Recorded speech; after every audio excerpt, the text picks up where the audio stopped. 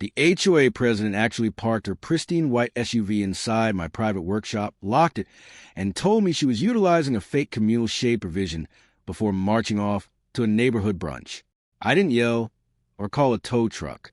Instead, I calmly plugged in my wire feed welder, grabbed some heavy square steel tubing, and permanently fused my own garage doors to tracks.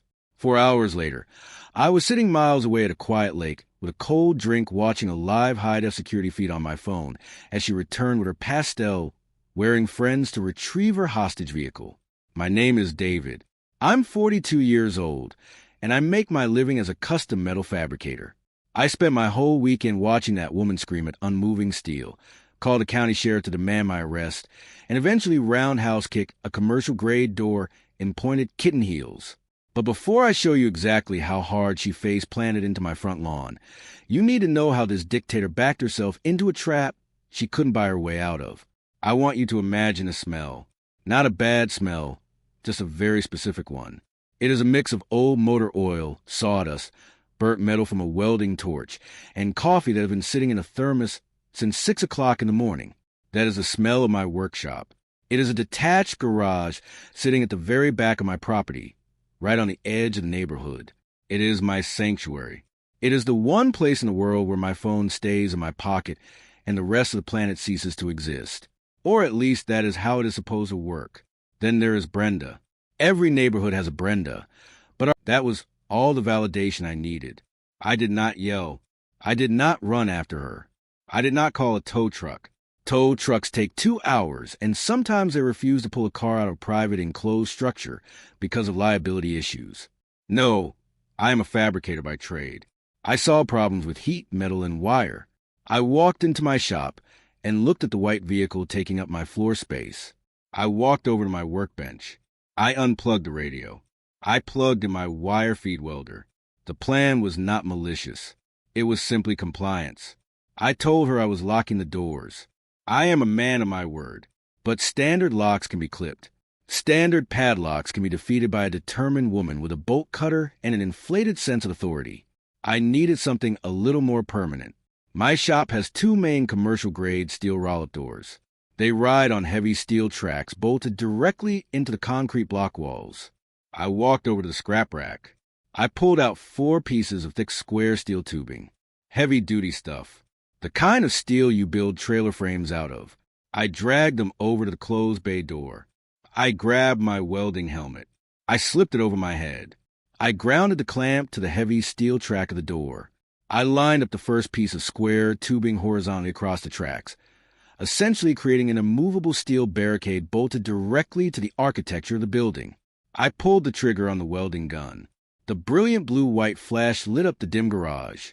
Sparks showered down onto the concrete floor, dancing around the front tires of Brenda's pristine white crossover. The smell of ozone and burning flux core filled the air, completely wiping out the smell of her perfumed leather interior. I laid down a beautiful thick bead of molten metal, fusing the square tubing to the heavy steel door track. I did the left side, I did the right side.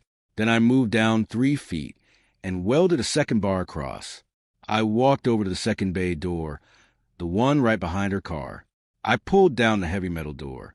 It slammed into the concrete with a satisfying echoing boom. I repeated the process. 2 massive steel bars welded solid directly across the tracks. A tank could not drive through those doors now. You would literally have to tear down the building to get them open. I lifted my mask. The metal was glowing a dull orange, slowly fading to gray as it cooled. I tapped the weld with my heavy leather glove, solid as a rock. Then I hit my first snag. I turned around to leave, feeling incredibly proud of myself, and realized my fishing tackle box was sitting on the workbench at the very back of the shop. To get it, I had to squeeze past the rear bumper of Brenda's car. I squeezed past. My heavy denim work jeans rubbed. Her voice came through the camera microphone, crisp and clear. I took a sip of my drink. A bird chirped somewhere in the pine trees above me. It was very peaceful. Brenda marched over to the side man door. She saw the heavy padlock. She saw the no trespassing sign. She grabbed the padlock and rattled it violently. "He locked it," she shrieked, turning back to her friends. He actually locked it. One of her friends, a woman wearing a sun hat the size of a satellite dish, pointed timidly at the sign on the main door. "Brenda, it says violators will be locked in." "I am not a violator," Brenda screamed, her voice cracking. "I am the president of the association." She marched back to the main door. She balled her hands into fists and started banging on the corrugated metal. "David, I know you are in there. You are hiding. Open this door immediately or I am calling the authorities." She banged for 2 solid minutes. I watched her face get redder and redder. The camera resolution was so good I could see the sweat forming on her forehead. She was not used to the word no. She was certainly not used to the word no being enforced by 3/8-inch structural steel. Finally, she whipped out her phone. She dialed furiously. She paced back and forth in my driveway, waving her free hand in the air. "Yes, I need an officer dispatched immediately," she yelled into the phone. "I have a stolen vehicle situation, a hostage situation. My vehicle is being held hostage inside a building." She paused, listening to the dispatcher. "No, I am not inside the building. The car is inside the building. The homeowner trapped it." Another pause. "Because I parked it there. It is a communal shade space." She hung up. She stood with her arms crossed, glaring at my security camera. She knew it was there. She stared right into the lens. "You are going to jail, David," she said directly to the camera. I smiled. I reeled in my line, checked my bait, and cast it back out into the lake.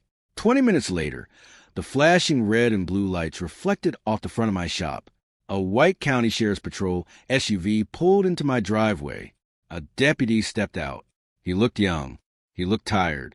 He adjusted his duty belt and walked slowly toward Brenda, who was already running toward him like he was a long-lost relative.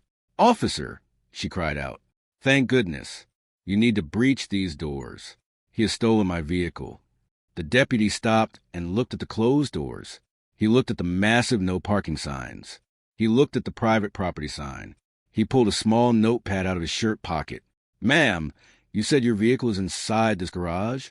The deputy asked. His voice was calm, deep, and completely unimpressed. "Yes. I parked it there this morning to protect my clear coat, and this absolute lunatic locked the doors and refused to let me out." Brenda turned back to the garage door. She stared at it. She looked at the no parking sign. And then she lost completely whatever shred of rational control she had left. She let out a primal, unhinged scream, wound up her right leg, and kicked the heavy corrugated steel door with everything she had. Now remember what I said about those kitten heels. They are pointy. They have 0 ankle support. And my garage door is commercial-grade heavy-gauge steel-backed by 2 solid steel bars welded directly into the concrete block. The kick landed with a massive echoing metallic boom, and instantly the scream of rage turned into a gasp of absolute agony. Brenda bounced backward. Her right shoe flew off into grass. She grabbed her foot with both hands, losing her balance completely. She hopped backward on her left foot, trying to stay upright, making this high-pitched squeaking noise like a deflating balloon. She hopped once, she hopped twice. She hit the slight slope where the driveway meets the grass, completely lost her center of gravity, and went down. She landed squarely on her backside in my front lawn. Her clipboard went flying. The cheap plastic pen snapped right off the coiled spring and landed in the dirt. I was sitting by the lake hundreds of miles away, and I laughed so hard I nearly choked on my drink. I snorted. I wheezed. A flock of ducks on the water took flight because of the noise I made.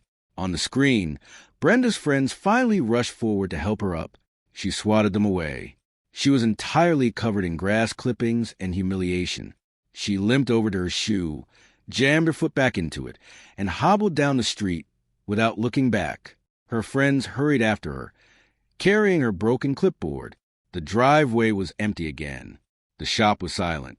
The sun was starting to set on the camera feed, casting long, peaceful shadows over my locked steel doors. The rest of my weekend was glorious. The fish were biting. The weather was perfect. The beer was cold. I did not check the camera again until Sunday morning. When I opened the app, I saw that the sheriff had returned late Saturday night. A different deputy this. Then why won't it start? I leaned against the door frame. Well, You locked it with a fob when you left on Friday, but I noticed when I squeezed past it that your dashboard lights were on. You left the accessory power running, probably listening to the radio before you got out. After 3 days in a locked garage, your battery is completely dead." She stared at me, her mouth open, but absolutely no sound came out. She looked at the car. She looked at me. The realization that every single bad thing that had happened this weekend was entirely the result of her own actions washed over her face in real time. It was beautiful. She slowly reached into her pocket. She pulled out her phone. "I need to call a tow truck to jump-start it," she muttered quietly. "Good luck," I said. "It is Sunday night. That will take a while." I walked over to the man door. I stepped out into the yard. "Hey, Gary," I called out. Gary looked over. "You still have those jumper cables in your garage?" Gary took a slow sip of his iced tea. He looked at Brenda, standing helplessly in my dark workshop. He looked at me. "No," Gary said, completely deadpan. "I think I lost them." He hadn't lost them. I saw them a few days ago on his wall. I turned back to Brenda. I gave her a polite, neighborly nod. "I am going inside to clean my fish. Brenda, make sure you close the door on your way out."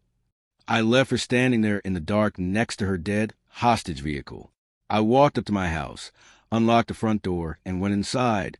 The next morning, the car was gone. The shop was empty. The neighborhood was very, very quiet. Brenda resigned from the association board 3 weeks later. She sent out an email citing health reasons and stress. She stopped carrying the clipboard. She stopped walking in the street. When she drives past my house now, she looks straight ahead, her hands locked at 10 and 2 on the steering wheel. I finally scrubbed that oil stain off the concrete floor. I reorganized my scrap rack. I fixed the little burn marks where my welds had scorched the paint on the door tracks. The shop smells like motor oil and coffee again.